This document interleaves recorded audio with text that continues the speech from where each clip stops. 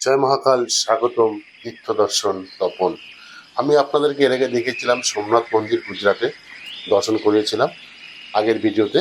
আজকে আমরা সোমনাথ মন্দিরের পাশেই রয়েছে সূর্য মন্দির। চলুন সেই সূর্য মন্দির দর্শন করব। এই দেখুন, এখানে মোবাইল অ্যালাউ নেই, তবু আমি চেষ্টা করছি দেখানোর। চলুন দেখি। এই দেখুন, সূর্যদেবের দর্শন হয়ে গেল। পাশেই রয়েছে পঞ্চপাণ্ডব মন্দির। কথিত আছে এই পঞ্চপাণ্ডব যে গুফা, এটি বহু পুরনো। এখানে পঞ্চপাণ্ডব বনবাস থাকাকালীন যখন অজ্ঞাতবাসী ছিলেন, তখন ওনারা এখানে বসে সূর্যদেবের ধ্যান ও তপস্যা করেছিলেন। এই সেই গুফা, খুব কষ্ট করে নামতে হয়েছে। চলুন ভিতরে।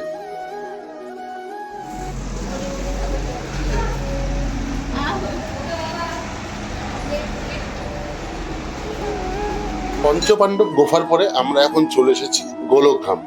গোলকধাম হচ্ছে সেই স্থান যেটি নাকি ভগবান শ্রীকৃষ্ণ জরা নামের ব্যাধি তার পায়ে যে তীর মেরেছিল, সেখান থেকে তিনি এখানে এসে শেষ নিঃশ্বাস ত্যাগ করে এখান থেকে গোলকে যাত্রা করেন। তাই এই জায়গাটির নাম হয়েছে গোলকধাম, এবং ভগবান শ্রীকৃষ্ণের পদচিহ্ন এখানে রয়েছে, সেটি আপনাদেরকে আমি অবশ্যই দেখাবো। ভগবান শ্রীকৃষ্ণের বড় ভাই ছিলেন বলরাম।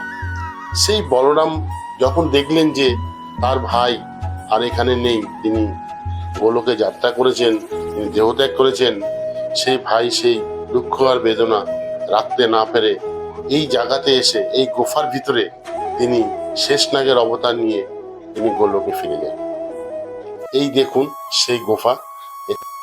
গুফার ভিতরে প্রচন্ড ভিড় রয়েছে, প্রচুর মানুষ।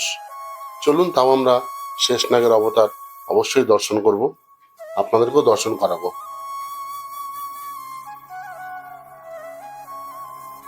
এই দেখুন সেই মূর্তি, এটি হলো লক্ষ্মীনারায়ণের মূর্তি। এখানে আরো মন্দির রয়েছে এবং ভজন কীর্তন চলছে, খুব সুন্দর এবং খুব মনোরম পরিবেশের মধ্যে। আমি গুজরাটে এতগুলো স্থান ঘুরেছি, তার মধ্যে আমার খুব ভালো লেগেছে এই স্থানটি। এখানে একটি নির্জন পরিবেশ এবং পাশ দিয়ে বয়ে চলেছে কপিলা নদী, খুব সুন্দর এবং প্রাকৃতিক দৃশ্য।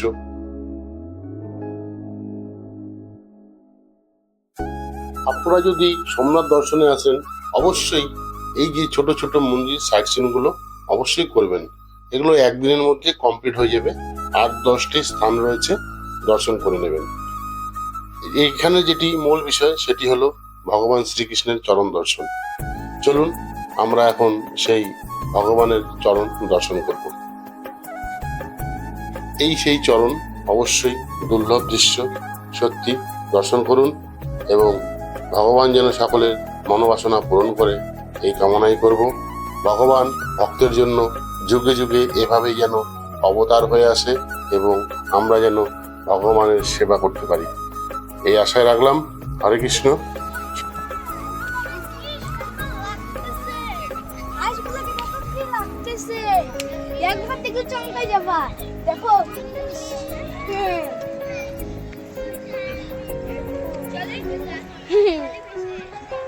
সকলে ভালো থাকবেন, সুস্থ থাকবেন।